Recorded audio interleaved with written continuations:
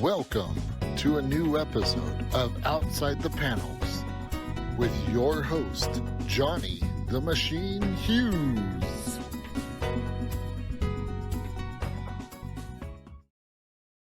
Welcome everyone to a new episode of Outside the Panels. I'm your host, Johnny the Machine Hughes, and whilst I am suffering the heat wave of all heat waves over here in the UK, I'm still keeping it chill, speaking to some fantastic comic book creators, and this time around, it's no different. It's another Kickstarter project. You all know how much I love Kickstarters. I am talking to the very talented Michael Nunneley. Mike, how's it going? Oh, it's going great, man. Thanks for having me on the show. You are more than welcome. Right, you have got a Kickstarter project coming out. Dragon Girl, Albino Warrior. That's right. That's right. So, what's the story behind this? It's a mash, isn't it, of different genres? So, tell us all about that. Well, yeah, it is. It is kind of a unique blend of stuff, you know. Cool. Dragon Girl Abino Warrior number one is it's a East meets West martial arts fantasy comic. It's got superheroes and kaiju elements, and if you're wondering what kind of kaiju elements, this might be a good time to show the cover that you showed me. Yeah. If you look there on the cover, you'll see a big giant electrified blue and bleeding heart in the background. That's the kaiju elements I'm talking about there. Oh, we're loving some kaiju, so let me get this cover up and running. I have it. Where is that? Where have I seen this? There it is. 2 seconds. Sure. Apologies for the delay. Technical issues.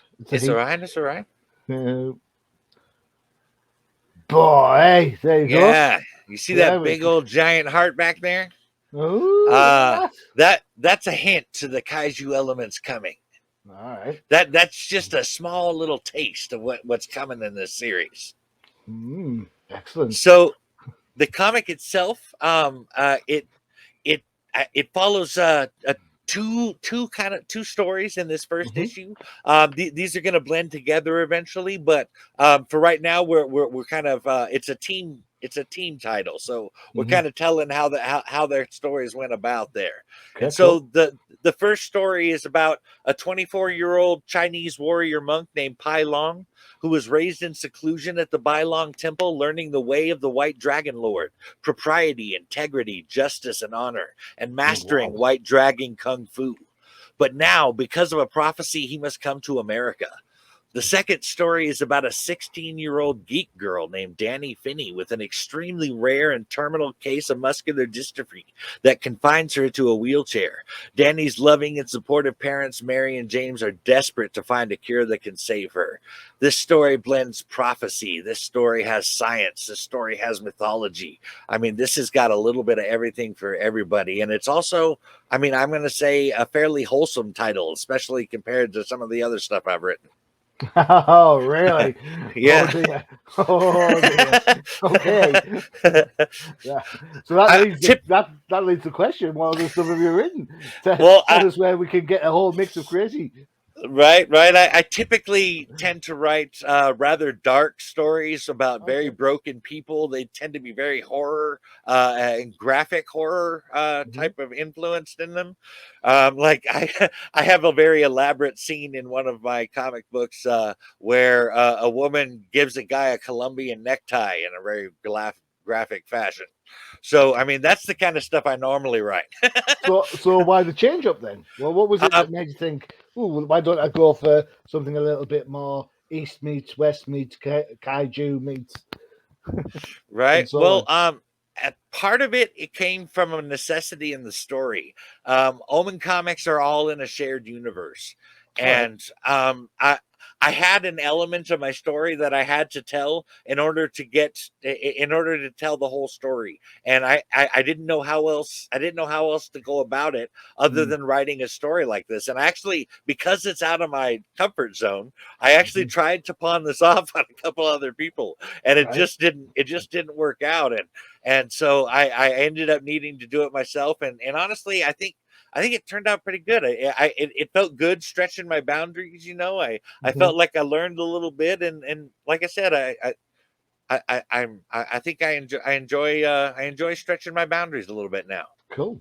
So when we talk about your writing, where are your influences? Because dark, broken characters and horror's one thing. Then you've got the more lighter elements of this. Your influences must be somewhere in between. I'm taking. My tastes are very eclectic.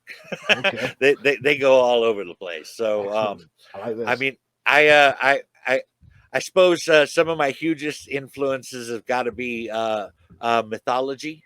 Okay. Got into mythology very, very young. Tolkien and C.S. Lewis. And then, of course, comic books themselves. A Okay. mixture of these elements really made me positive that I wanted to be a writer.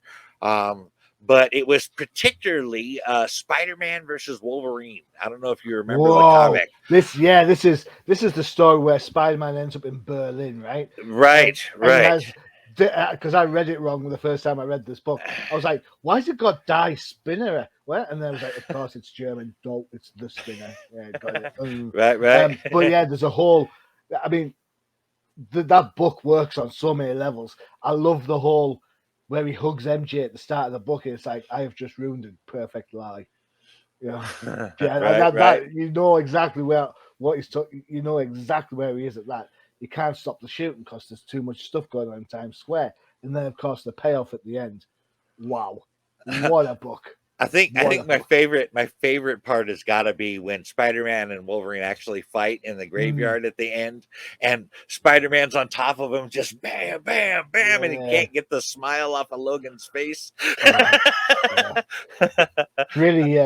It's really good. What did I read? Something. Oh, the Hellfire Gala last week. Yeah. Spider-Man and Wolverine have come together about something, and Spider-Man wants to act, and Wolverine says, "Kid, don't do anything. It'll end up like Berlin." Nice. And even so, still referring to him even now, you know. Yeah, that's pretty cool. Yeah, and I'm like, well, that's a good bit of research. I think was Right, it right. Jerry Duggan? I'm thinking. I think well, the That Hellfire sounds right. Gala. It sounds about right. So no, good bit of research on that. That's a good book. That is Right, that is a right. good shout. So, Yeah. so reading Spider-Man Wolverine is what convinced me I wanted to write comics specifically. See, because it challenges Spider-Man all the way through, doesn't it? Yeah. Well, put it another way, it challenges Peter Parker. That's what makes Spider-Man work. It's the Peter Parker challenges. Right, right. I mean, there's certainly some challenges for Spider-Man in there too, but I'm always Peter Parker first, Spider-Man right, second. right, for sure. That's one of the great things about Spider-Man is that he is a lot of superheroes. You know, they put on a mask, and actually, while it's a mask, that's actually who they really are in their other Batman, for persona. example. Yeah, right, right. So, but with Peter, he's fully Peter. You know, he just changed a little bit, I guess, when you go into Spider-Man. He gets a little bit more, he's a little bit more vocal, a little bit more flamboyant, you know, right? But anyway, writing wise, as far as comics goes, Scott Snyder, Jeff Johns, are probably my biggest influences. I mean, Snyder's done a body of work, hasn't he? He's not just Batman. For everyone who knows Snyder from Batman, he was kicking ass before Detective Comics. For sure, Yeah. with his American Vampire and stuff. I've just reviewed his new book, the fire one. What's it called? Dark Spaces, I think it's called. Really, really, really well done. Really, really well done. Yeah, I might have to check that out. I'll dig the name up for you in a second. Jeff Johns. Why Johns? Because Johns is pure and simple superheroes. Why Johns? Snyder I get, because Snyder is like Hughes, he's quite diverse. He's got heroes. He's got the horror element with American Vampire. I mean, his run on Detective Comics, I think, is still his best Batman stuff, and that wasn't particularly superhero. So particularly Jeff Johns. Well, it's not just his Green Lantern stuff, Huh? but it was I loved how the slow burn to the Blackest Night. You know what I mean? I loved how he just planted seeds here and there, and he slowly introduced these other cores and stuff. And I mean, I was just it was really captivating. I mean, when I started reading Green Lantern, that was all I read for like I want to say like 6 or 7 months. Yeah, I remember him from the book. Snyder's book, by the way, is Dark Spaces Wildfire #1. There you go. All It's a right. 5-issue mini from IDW. There you go. Check it out. I remember John's back when he was on Justice Society. So, Oh, right. and even then, you could see his planning for the long game was like, Yeah. and I like Yeah. that. I think that was one of the things I really appreciated about Johns was his just how he didn't just write short stories. You know what I mean? It was that this stuff was like Infinity War saga kind of long. You know what I mean? Yeah. This is going to take years to develop, and that's what made the Blackest Night so awesome. The event, you know what I mean? Yeah. Good event. They don't do them like that anymore. Right. Let's have a look at your book. Let's have a quick look at some pages, and you can explain what's going on. All right. There we go. We have some. There's the heart again. Yeah. That is Pai Long and his master and father figure Shifu practicing in the Bai Long Temple. Bai Long means white dragon, by the way. Okay, cool. No wax on, wax off there, then, right? No, but ironically, the Karate Kid was an inspiration for the series. Really? I really liked how the relation, the master father student son relationship between Miyagi and Daniel LaRusso. I really liked that. I also liked that it really showed that there is a right way and a wrong way to teach martial arts, to use martial arts. And that is a theme that runs in this book, that there is I'm using Pai Long and Shifu and stuff to really try and demonstrate the proper method of teaching martial arts, that it is more than just violence. And that's a recurring theme in quite a number of martial art films. The Man from Tai Chi, for example, is a great example of a guy who's into Tai Chi, and we all think Tai Chi is the spiritual element and the breathing in, breathing out, centering your chi and all that. Right. But it's the movements are based from fighting martial arts. You just don't move as quick, and then of course he takes it to the next level and has his comeuppance and all that sort of stuff. So that balance, it's that balance, isn't it, between the reason why martial arts get into martial arts in the first place. It's not like Darth Vader wanting to go around whopping people with his lightsaber. Jedis don't do that, right? Jedis go out and protect the people and so on. So you hit the right word there too. One of the teachings of the White Dragon Lord is balance in all things. Oh, check me out. Yeah. I'm not telling you what my secret identity is now, though. I have a beard and a ponytail for a reason. That's all I'm saying. All right. I was really intrigued by this next panel, and I think you've alluded to it already. You've mentioned her. Let me get this one brought up for you so we can have a chat about this character. Where we are. Add her in there. Ah, yes, that is Danny Finney and her parents, Mary and James. She has a case of muscular dystrophy that is so severe it's causing cardiomyopathy. Wow. And it's basically all but taken her muscles down to almost nothing. That's why she's in the wheelchair. It's hard to see just looking at that, but you'll see in reading it, she struggles to talk. She normally gets like half a sentence out, and then she has to stop and catch her breath again and get the rest of it out. She's very weak in this condition. I think, you know what, what we'll do, we'll just we'll drop that one for a second, because I think there's one that actually shows that. If you give me 2 minutes to bring that up. Also, I've noticed she's a Star Trek fan. Actually, that's there's a little something about that. Go on, then. Okay, you familiar with Battlestar Galactica, obviously, right? Oh, okay, yeah. well check this out.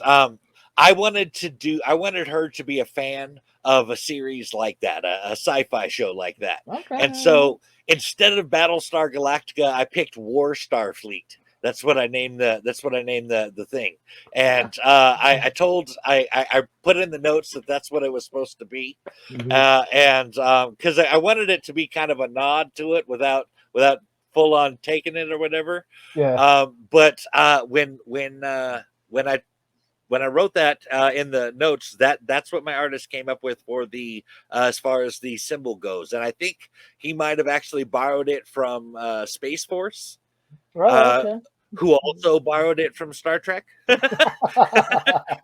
so that's your defense when Star Trek come knocking on your door. It's like, no, we didn't steal it from you. We took it from somewhere else who stole it from you. Go sue them first. Right. You're gonna have to sue. Yeah, you're gonna have to sue the U.S. government before you come after me. But I think that's what he was going for there. It's interesting, this panel. You've actually you mentioned it there. The way the letters are. It's what do you mean this is, and then there's a gap, and then you know full well when you read this that the gap between this is and my last is unnatural. That's not where the gap should be. Right. When you read that sentence. So that's a really clever touch on there. Definitely. Oh, thank you. And also you can see the details because you've got the muscle stimulant, and it looks like a TENS machine of some descript type thing. It's a heart monitor. Heart monitor, cool. So it's you've got that going on there. You've obviously you plan for those details to be seen. Yeah. And for sure. Through. Perfect. And that comic next to her, Danny is a huge comic book fan, and one of her favorite character is Warrior Queen. And she actually gets inspiration from this character. She quotes her a couple of times in the comic. Oh, Hera. Yeah. No, good call. When you're working with artists, because comic books are very much a collaboration affair. How is it? For sure. How do you? I ask this about every writer I speak to, because in my head, writers are kind of like mini editors. Yeah. Okay. They don't mean to be, but they are.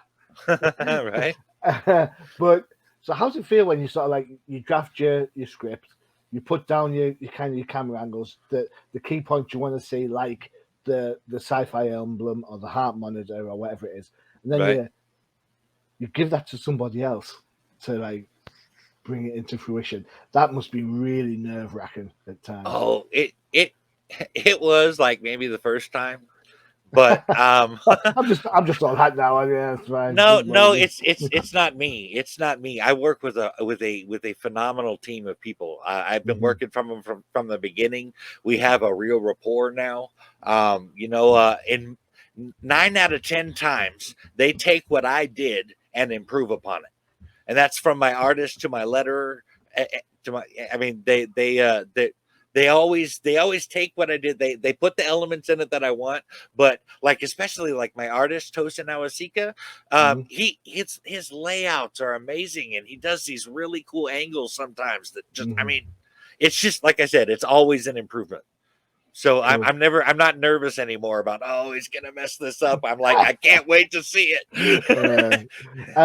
So how's that? Because for me, I'm on a bit of a hill on social media at the minute. I want lecturers to get cover credits. That's my current hill that I'm standing on. I'm not doing very well with it, to be fair, but I'm mentioning it every time I can.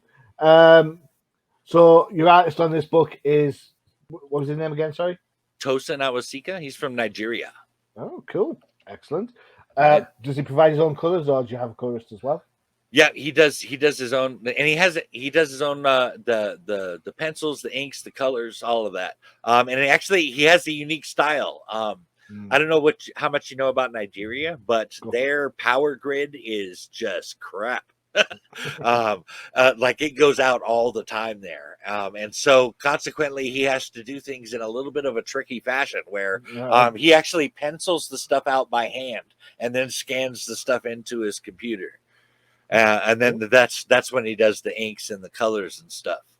Cool, excellent. Your lecturer for the project, Guido Martinez, and he's out of Argentina. Cool. This I always think over the last 20 years, the thing that's improved the most in comic books is colors, right? Because the coloring process has just got so much better. But I'm absolutely wrong on this. The thing that's improved in comics over the last 20 years is the internet and the fact that you can now work with such a diverse group of creators. So it's not just it might be a Northern American type of book from like a superhero book, but you're not just getting American influences. You're getting Nigeria, you're getting Argentina, and that's yourselves, Omen, as well as a whole range of. Zenoscope must live on non-American creators. Same with Dynamite to an extent. These are big companies that kind of need that cross-country, cross-trans-world environment going on. So, the internet's been an absolute godsend, hasn't it, really, I suppose? Yeah, if it wasn't for the internet, I could not do what I do. They're just flat out. I wouldn't have met these people. I wouldn't have been able to connect with people. I wouldn't have any success selling my comics. It would just be me trying to peddle my books to shops. And I wouldn't have a podcast. Right? I wouldn't have a... Yep, see? Got to have that stuff, man. Yeah. Woo-hoo. All right. Okay. So we're going to take a quick break for our other shows. When we mentioned influencers, you did mention Snyder and Johns. They are predominantly DC people, I imagine. That's a safe bet to say. Although I know Johns has started doing his own indie stuff with Gary Franks recently. So, it's all changing. So in that case, for the advert, you know what? Check this out. This is the Definitive Crusade. All right.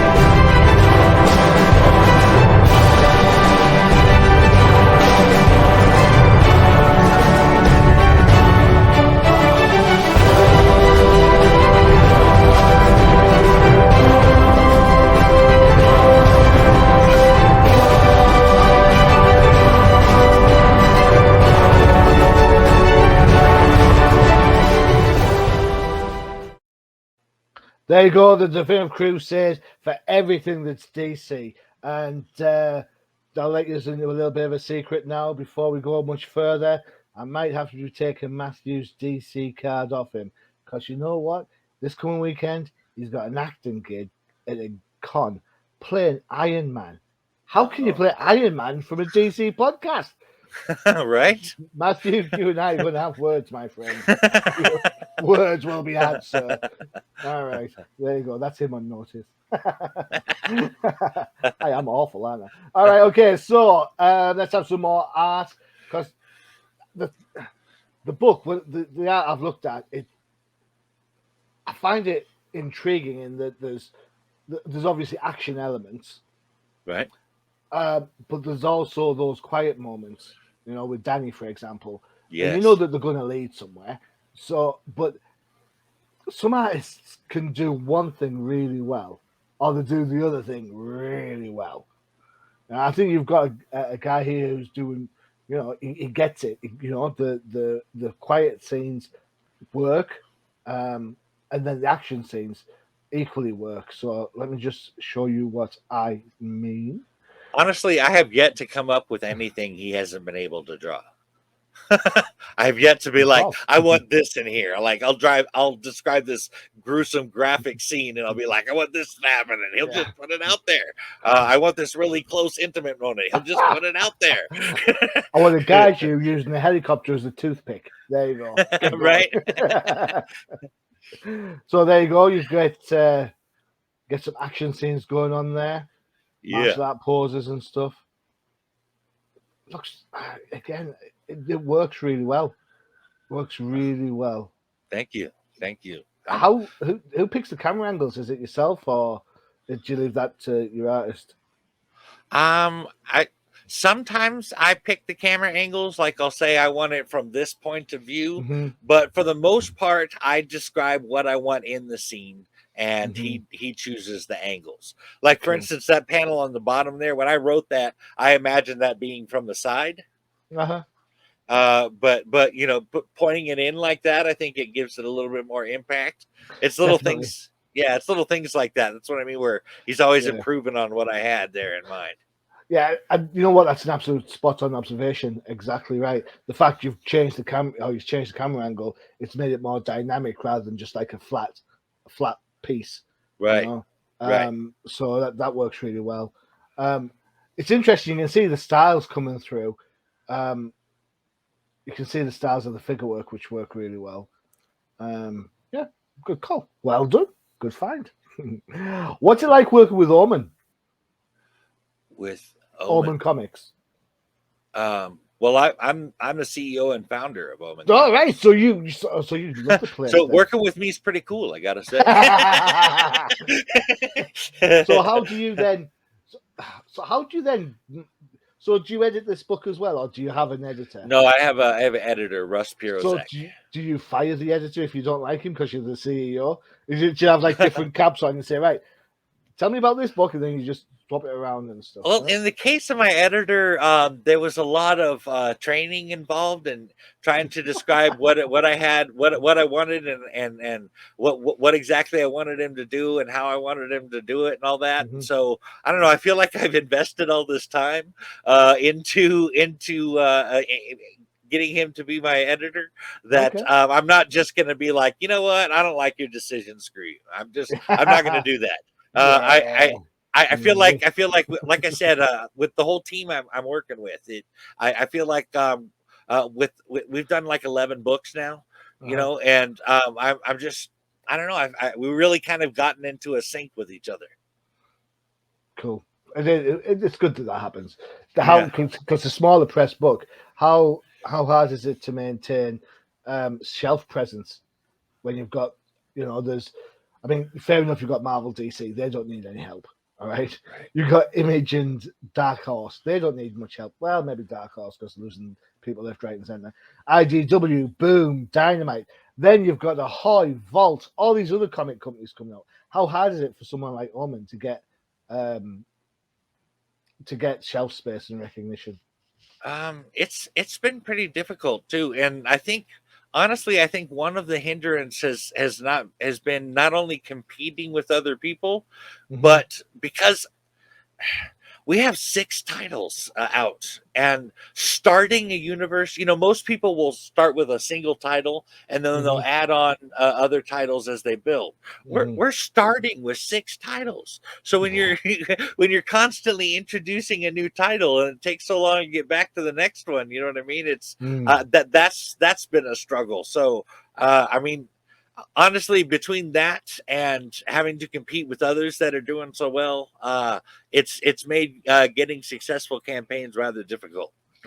That said, though, you know, I mean, we'll just drop that for a second. Indie comics are in a pretty rich vein right now, aren't they? Right. There seems to be a lot of sway from traditional books, like, you know, the Batmans and I mean, don't get me wrong, Batman, Superman, Spider-Man, Avengers, they're always going to sell. But there seems to be, especially when it comes to an older audience, they're kind of moving away from from the traditional heroes that they've liked for ages and going more independent. Right. So, I mean, that if you're going to do an indie, if you're going to start an indie comic book company, now is the time to do it. Right. I've noticed that. And you know what? We started back in 2018, and I've actually Cool. talked to a few other people that all started in 2018. It's like it's the nexus point for indie comics, 2018. So what we're saying conspiracy wise is the big two created COVID to stop you guys. Is that what we're saying? I didn't say that big two. I didn't. No fake news here. All right, cool. Oh dear, I am going to get shot one of these days. One of these days. All right, so another action shot. Yeah. Good. Matrix style, dodging bullets. Excellent. Yeah. I love when artists do this sort of stuff. To be fair, when you can see the movement. Yeah, I really like that too. That's actually something I suggested in the panel. I wanted to be able to see the movement. I didn't want. I hate choppy panels where you're like, how did you get from this panel to this panel? I don't even see a connection. Yeah, I like those panels. You know, Spider-Man and Nightwing type books where you see the character, it's like a double spread. And you see the character over here, and then you follow him as he bounces across. Oh yeah, like that. Drops the things, and then he's in the foreground, jumping over the credits. Like, I really like that stuff too. That's cool. Stuff like that makes my heart sing, because you're absolutely right. Comic book readers, we take it for granted that you can get from panel A to panel B without showing a lot. But I like it when artists put the effort in and show, like, well, actually, this is. It also shows the martial arts element, doesn't it? It shows the character at their full strength. Yeah. I had mentioned this before, and I haven't heard anybody else say that they view comic books this way. Okay. But I view comic books as a bridge between prose and film. Okay. And so when I'm imagining the panels in my mind, it's more like directing a movie. Okay. Cool. I could see that. Yeah, I could. Yeah. Yeah. I haven't heard it said a lot, but I could see how that would work. Definitely. Yeah. Definitely. I think novels and books, the great. I love reading a good Michael Connelly book by all means, and I love comic books. Right. I like going to the movies. Then there is a correlation between how to me it's kind of like a rubber band correlation. You've got the novel, which is all in your imagination, so it's all the reader has to do all the work, right? Right. Then the comic book gives the reader a bit of a break because it shows you, hey, not just read, it shows you. Then the movie takes it to the next step by doing something on screen, so you get wider audiences. But then there's things you can't do in movies that you can do in comic books, and it bounces back to being a comic book again. So. Right. There's things you can do in comics that you can't do in prose. That's what I like about it. That's why I consider it a bridge. It's you can do things there that you can't do in either of the things that connect it. Yeah. Because there's no, there's no special effect. Well, art's a special effect, but there's no budget. It's like, unless you run out of a color. Plus, there's an impact of still images. The Wachowski sisters that made the Matrix, they're highly influenced by comics. That all that what do they call that again? The bullet time. Yeah, that was all based on you thinking about still images and rotating around them and stuff. But it was inspired by comic books. Cool. Yeah. I've got to, I like the first Matrix movie. I like the first one. It goes a little bit downhill after that because it's not as clever as it thinks it is. I've just recently seen the remake or the reboot or whatever it's called. Did you watch the Animatrix? I liked the Animatrix. I thought that was canny. Thought it was all right. Yeah. I thought the Animatrix itself made Reloaded and Revolutions better. Yeah, I could see how that. But here's my question: why should we have to have the Animatrix make those two movies better? Because otherwise we'd be sitting in the theater for 6 hours watching one movie. I've done that already. I've just watched the Batman. No? Yeah. Man, did my ass get none watching that. All right, must pay for better seats next time. Okay, here we go. This is your Kickstarter. Check it Yeah. out. Yeah. Yeah. Let me get the Kickstarter address up for people who want to see it. There you go. So it's Dragon Girl Albino Warrior #1. Yes. What I like about this, already you've got 21 followers. That's impressive. Yeah. It's not live yet. So if you're interested in getting the live, by all means, hit this little button here. It says notify me. And when it goes launch, booyah. And if I could, if while we're on the subject of the campaign, if I could say a few things about it. Go for it. By all means. Number one, in a lot of campaigns, you get they run the campaign and then they make the comic, right? So sometimes there's months, I've heard a couple years, even in some stories, before something actually gets delivered. Young blood. Sorry, I thought I had something in my throat there. Sorry. But that is not going to be the case with Dragon Girl Abino Warrior. In fact, I'm going to let you know right now, I'm getting the last 2 lettered pages today. Whoa. We're not even launching until August 15th, and the comic is done. We're already in fact, I'm already making a review PDF to hand out to some sites. Maybe get some people to review it while the Kickstarter is going. Send one to me. I'm more than happy to have a look at that for you. Oh, yeah. I'll hook you up. Cool. Excellent. That's one of the big things. That's one of the bugbears for me. When I buy a book, and I'm going to pick a big 2 book, I'm really sorry. When I buy Batman versus Catwoman, or the Batman Catwoman book, I want it to come out when it's supposed to come out. All right. Right. And yet there's delays, and you have to get fill-in artists, and you're like, oh my god, really? This is like a massive company, right?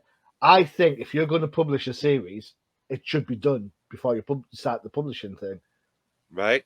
And I think Kickstarters like yourself have got that, have actually proper recognized that you cannot keep, if someone's pledging to pay for their book, you can't keep them waiting, especially if they paid for the hard copy rather than the digital. And check this little bit out. We have something called a digital guarantee. Okay. Check this out. If you back our campaign, we are going to be so grateful that you even put your faith in our project at all, that because you backed our campaign, even if it's unsuccessful, we're going to send out a little survey towards the end and collect everybody's emails. And as long as you provide your email, like I said, even if we're unsuccessful, I'm going to send you a digital copy of the comic. Can't say fairer than that, can you? Yeah, you're guaranteed to get something no matter what. And as far as delivering on time, I think we're going to be able to deliver early. But I budgeted 3 months to, like, because the PDF's already made, right? I budgeted 3 months to send it to the comic book to Comics Wellspring, get it printed. I even put in an extra month in there, so just in case they need to be sent back or if they got damaged or something. And then I added 3 months on top of that, just in case. I would rather deliver way early than to ever come close to breaking my word. Cool. There you go. Heard it here first. Check that out. Excellent. Brilliant. Cool. So the project goes live, the Kickstarter goes live on August 15th. Yes. Click the notify link within that page and you will get your notification that it's live and you'll be able to pledge away. And if you want to know a little bit about the rewards, Yep. I can bust them out for you, give you an idea of what you're looking at. Cool. And these, I went out of my way to make these affordable. So, I mean, check this out. You get a digital copy of Dragon Girl Abino Warrior #1, which is a 44-page comic, by the way, for $4. 44 pages. And you get that digital copy for $4. Plus, you get a producer credit in the comic for $7. That means you get your name listed as a producer right there in the credits for $7. Cool. Even the printed copy of Dragon Girl Abino Warrior #1 is only $9. You compare that to a lot of. I'm sorry. Go ahead. $9 for 44 pages. It's a steal. Yeah. Absolutely. Yeah. Plus, you're getting a 3x5 waterproof Dragon Girl Abino Warrior sticker. That's only $2. And here's the thing. Every 4 issues that Omen Comics puts out, we collect them together, and we put them in a trade called Omenverse. And with Dragon Girl Abino Warrior, we're going to have enough to put out our second one. So we're offering both the original Omenverse Volume 1, Seeds of Tetrad Omega, as a digital copy, and also Volume 2, Roots of Tetrad Omega. Both of those, the Volume 1, I think, is 136 pages, and Volume 2 is 164 pages. We're only charging $10 each for those. Then of course, there's the 12 by 18 printed poster of the Dragon Girl Abino Warrior cover art. That's only $5. There's also a bunch of digital add-ons. You get a PDF of the script for $2. You can get a digital version of that cover art for Dragon Girl Abino Warrior #1 for $3. Plus, there is $3 digitals of all of Revelation Comics titles. That's our imprint. And also Wicked Publishing bundle and full with Jack Iron Steel Cowboy #1, Wrath #1, and Barrels #1. And if you go for the Omenot level back reward, you get all those for $2 instead of $3. Wow! So you've really got the reader in mind here when you try and produce books, but you try to do it in an affordable way, and you're supporting the readers by saying, "Look, this is a connected universe. This is how you get involved within this universe." Yes. Perfect. Yeah, I've got to say I do love the cover. I do love that cover. Thank you. I do. I think it's brilliant. Definitely love it. Cool.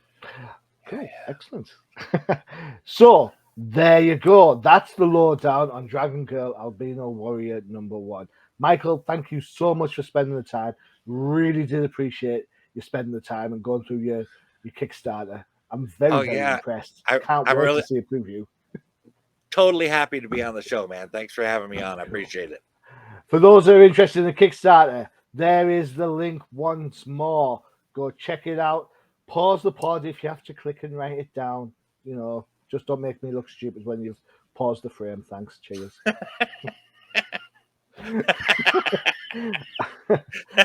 If you want even more information about Michael and, of course, Omen Comics, there are the Twitter handles. You can follow both on those. There will be updates, I'm sure, on Twitter quite frequently. So there you go. Yeah. Cool. And finally, of course, keep an eye on us for more fantastic pods with all your favorite creators. And, of course, new creators coming in and, making their mark. That's what we want. We want more comic creators, more comics. Yeah. And this is a fun show for y'all. If you're wondering you want a show to go on, this one's fun. You got to check it out. Thank you very much. I'd like to say that I planned all the jokes, but I didn't, so it's fine. All right, excellent. Check out the Kickstarter. Michael, thanks very much. Really do appreciate it. I've been your host, Johnny the Machine Hughes, and as always, adios.